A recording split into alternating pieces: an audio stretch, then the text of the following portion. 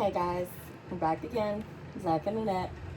Same day. Hope you're having the same great day. I'm gonna stop saying today we're discussing because Considering we made almost 5 videos today. Continuing our journey while we were away because we've been lazy and busy and have not made videos. Yeah, we've been lazy and busy at the same time. we were busy being lazy. We were busy being lazy, watching movies, but really didn't have the energy or the capacity to do videos, but that's fine because we do now. Yep. So today we're taking a look at a horror movie. Psychological horror. Yeah, starring Halle Berry. Halle Berry. Yeah. Halle Berry. They were looking at Gothika. Love it. Mhm. Yeah, she loves it. I do. So yeah, this makes me very, very, very, very happy because ultimately in my youth I wanted to be a profiler, and I'm a psychology lover of all things sick and demented. This made me very, very, very happy. I loved it. I loved how she questioned her sanity every step of the way, but she stuck with it because shit did not make sense. I loved Robert Downey Jr. in it. I love him as an actor. About John Carroll Lynch. It's okay.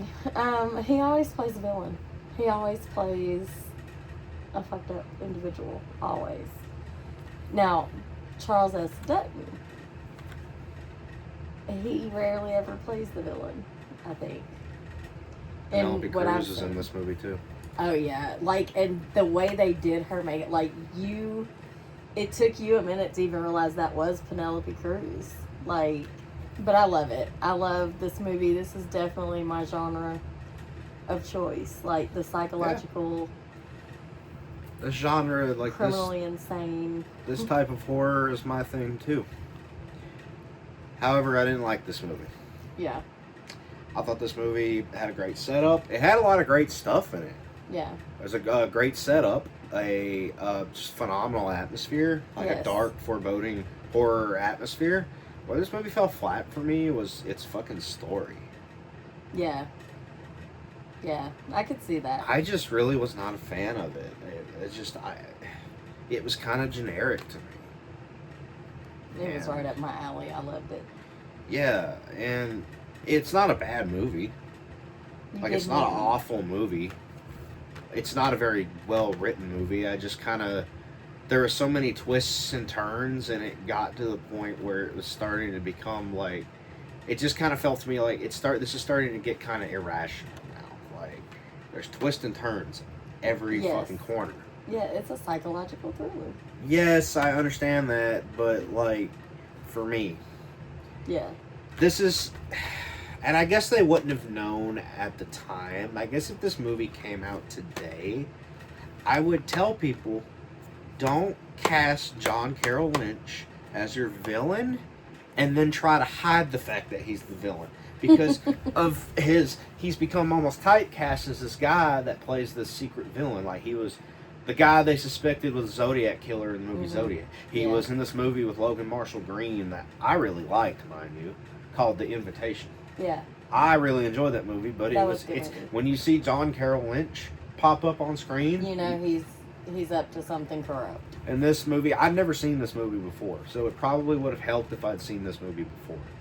Anytime I see John Carroll Lynch, hell, I was even expecting him to fucking have a big wrestling heel turn in the movie The Founder, which is about Ray Kroc, who fucking pretty much stole McDonald's from those two brothers. Yeah. And John Carroll Lynch played one of the brothers. I'm let me guess, they're going to take liberties here, and he's going to do this big, heel turn, Hulk Hogan, NWO era. Well, maybe they did, and that Ray Kroc is the human meat and the McDonald's meat. Oh, but I digress. I don't eat at McDonald's, so I don't have anything to worry about. I thought, really, I was really into it the first 20 minutes or so. The atmosphere does draw you in, and I was curious. It had a Silence of the Lambs atmosphere type feel. It did. It really did. I enjoyed it. I enjoyed this movie a lot. I enjoyed Halle Berry's take on it. I think she did phenomenal in it. Her wig didn't. Her wig served the exact purpose it was supposed to serve, because that's exactly what a wig looks like when you're in the psych ward. It wasn't as bad as Jamie Lee Curtis's wig in Halloween 2 though. Yeah. It was crazy. Like, what was your favorite part of the movie, though? The big reveal where she finds out her husband was this fucking sex predator, he was sadistic. sex torturer. Yeah, he was sadistic, and I thought that was a good twist. It just didn't have any effect because there was so many. There was 500,000 other fucking twists beforehand. Like it just got to the point where it just jerks you around everywhere, and it just gets nauseating. It's supposed to, because that's what insanity feels like. But it makes the final twist not have that much payoff. To me, it was just another twist in the fucking movie. Yeah, I could see that. So it was kind of a mess. Like I saw what they were going for in this movie, and I liked what they were going for. They just, to me, they didn't do it well. Yeah. That's my opinion, you know. I was satisfied with it. And that's good. But the reveal was somewhat anticlimactic because, like, it was so much turbulence to get there that you were still on the move from all the other shifts. Yeah. I can get that. Yeah, it just, like, to me, I was just like this whole movie. I'm like, okay, just pump the brakes a second here, man. No, it's a roller coaster ride through crazy. I understand that, but to me, that doesn't go with, like, the psychological. Who done it? Yeah. Yeah. It's like I knew. It's like I feel like I would have known the cop was going to be involved in it, even if John Carroll Lynch didn't play that character. Yeah. I think it was obvious to me. Yeah. To me, like he was in there committing these rapes and grapes. I'm sorry, in the prison, and to me, it was obvious it was him. Yeah. It's obvious. The movie's just obvious. Like I knew going in that her husband was gonna did something bad. Yeah. They don't try to hide that. Yeah, it actually makes you think like he was beating on her or doing something to her. Yeah. And that's why she snapped. But I think it made it even more phenomenal that it wasn't her. She was being led by a spirit of somebody he did. One of his victims. Yeah. Kind of like What Lies Beneath. Yeah. A little bit. Yeah. It very much had a Silence of the Lambs meets Memento meets. What's the one? It did have a Memento vibe to it. What's the one? What Lies Beneath. Yeah, What Lies Beneath. It's like you put that all together with the SVU episode and set it in a psych ward, and there you go. I didn't like this whole like setup that Robert Downey Jr. was this bad guy because like that didn't go anywhere. Yeah, because it doesn't go anywhere. Because he wasn't. But what's the point? Like, okay, it's a red herring, but it's like you've got 500 other fucking red herrings in this movie. Yes. Like to me, it's just so disorienting. It makes you think, and I think it's supposed to be like how Butterfly Effect was. Like it's supposed to disorient the viewer, and it's like a roller coaster.